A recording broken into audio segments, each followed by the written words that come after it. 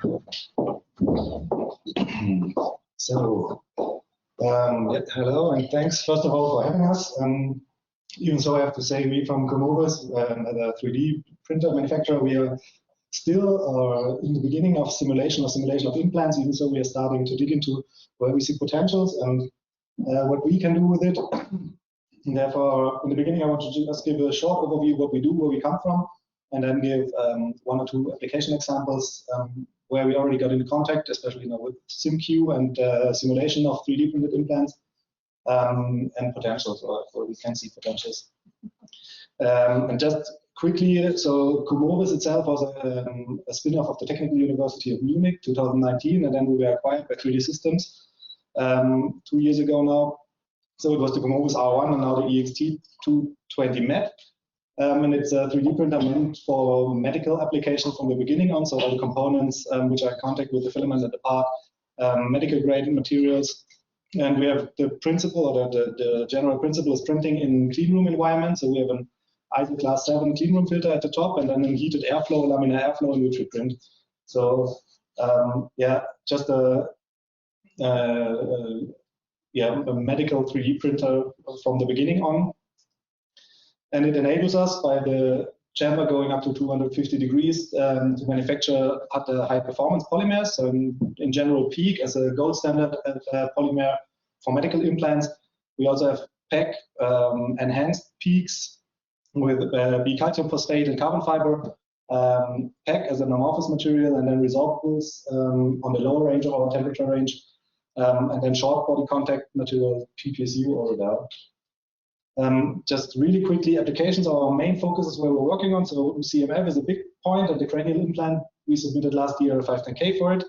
So for an FFF printed cranial implant, onlays and everything what goes with it, CMF, orbiter floor, these are our peak applications typically. Then spinal cages is of course a big market and interesting topic for us as well, because it goes back to polymers there in many ways. You see here one out of carbon fiber PEEK or pure PEEK. Sternum closer or sternum applications is one. Then bone plates and meshes out of degradables, just quickly to show. And then what I want to show today as well is bone plates, different applications where we see carbon fiber. Because for now on the market we have implant grade PEEK materials, and now the barbell sulfide one as well, and then newly launched from a cooperating or a cooperating company, the carbon fiber enhanced. And then just quickly, for everyone to understand what we're doing, so the printer with one square meter cross section is meant to be able to place it on the one hand at OEMs for sure, and on the other hand not too big that it is still possible to find place. And we already installed at point of care at 7 hospitals in the US and in Europe. So we are targeting OEMs and point of care applications as well.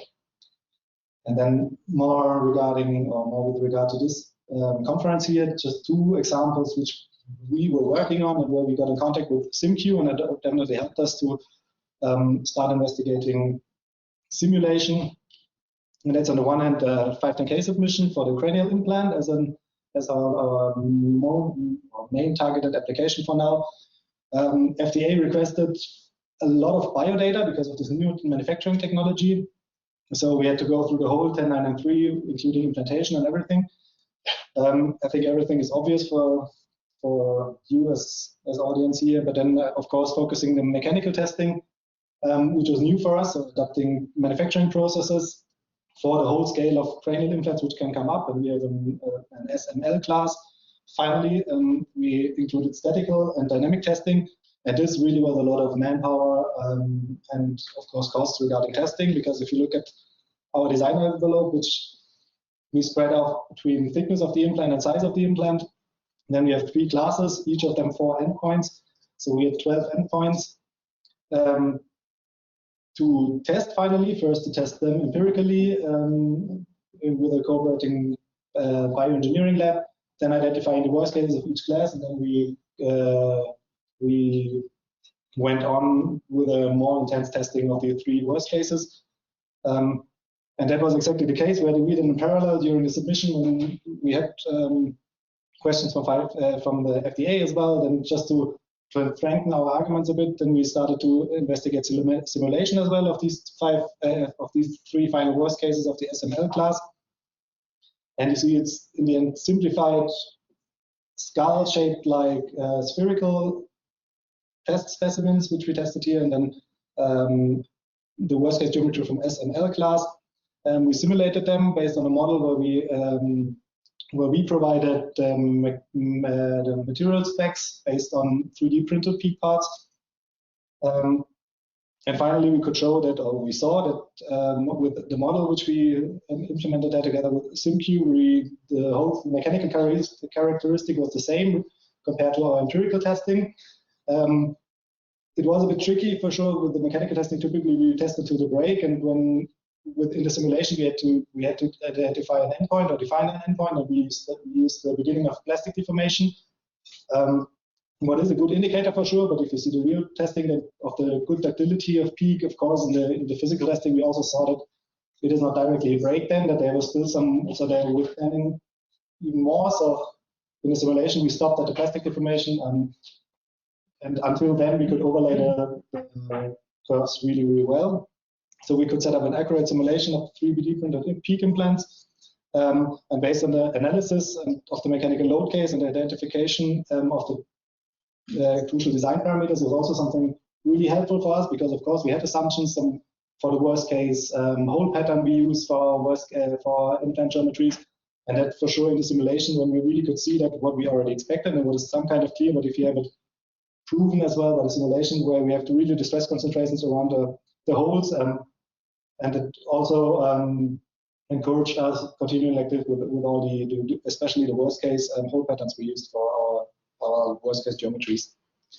And then the second one, just also a high level tour through what we did there, because that's a quite new material. It's a new application for us as well, the CF enhanced peak printing.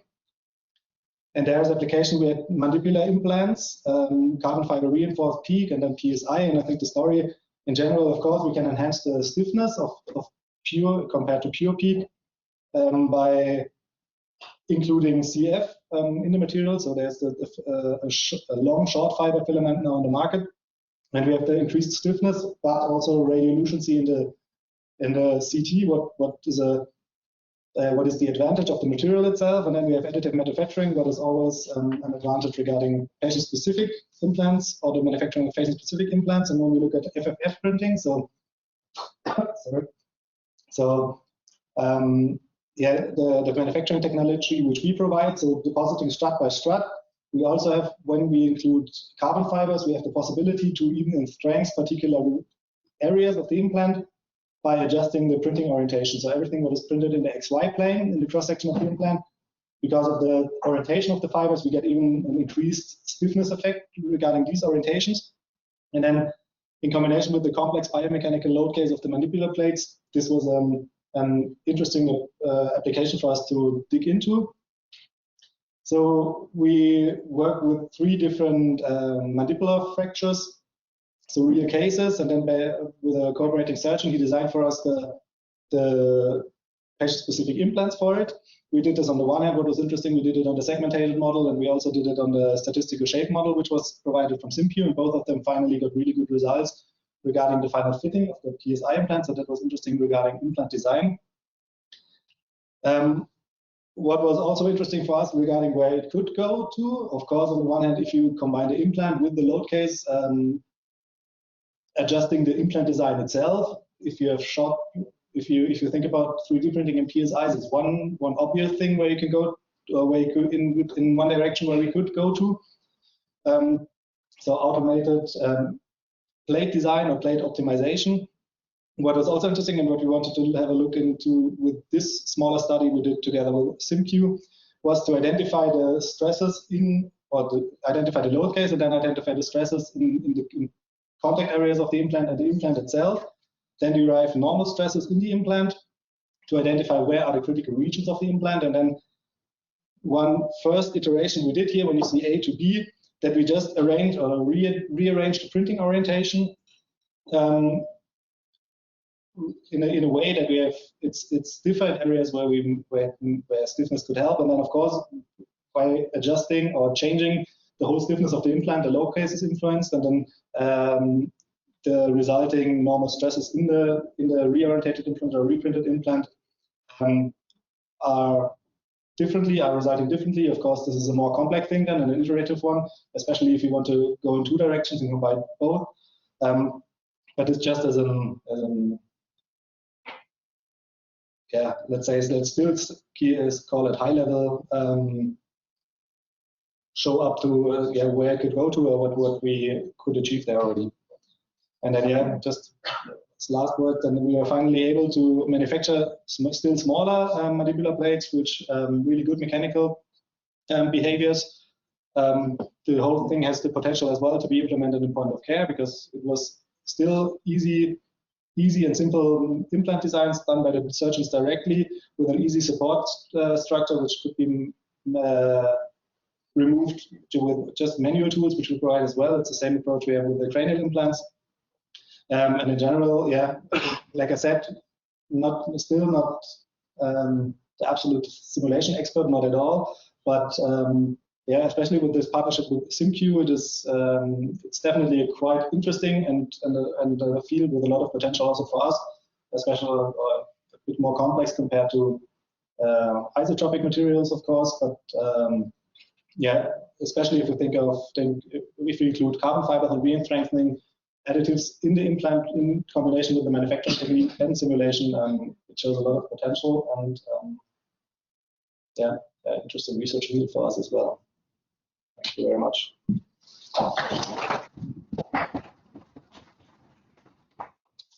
Okay, and we have 5 minutes for questions. Anyone has a question?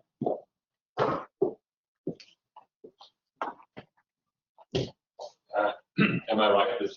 This plates are looking pretty generic, but they are still 3D printed. Why don't you just chose to make a freeform and make like soft kill option, where you can really optimize even the form of the plate? Was that not an option because the surgeon was planning it, or? Yeah, at the end, of course, you have gold standards how to treat these, and you have already standardized implants, and of course the surgeon did something close to what he knows, but of course the overall shape was a freeform shape, directly adapted to the skull geometry. I said, of course, if you think of 3D printing and adapting geometries, then you could think of automated designs and yeah, even more stress-reducing implant designs already. But of course, then it will be a software solution again. And in this case, it was a design done by surgeons directly, and then.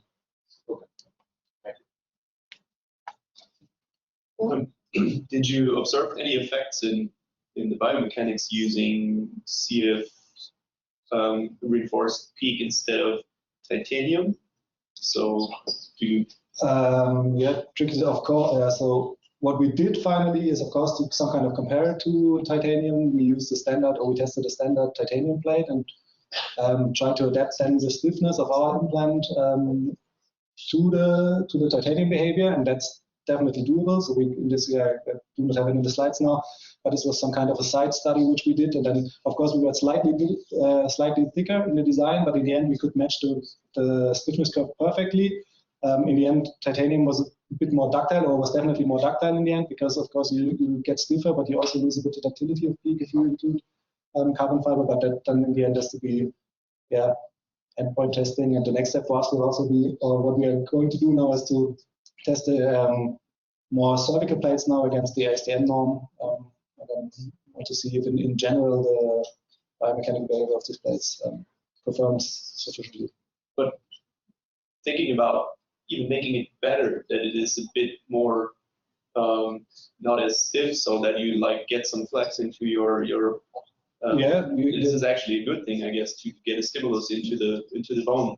Definitely, yeah. I think there you have a lot of potential. When we did it, and we did, so just a story when we were thinking about testing it against titanium. Of course, we underestimated a bit the strength, and then we were much stiffer and stronger, and then we recalculated it, and then we're able to adjust it exactly to titanium, to the titanium curve. So I think this already shows that you have a lot of possibilities there.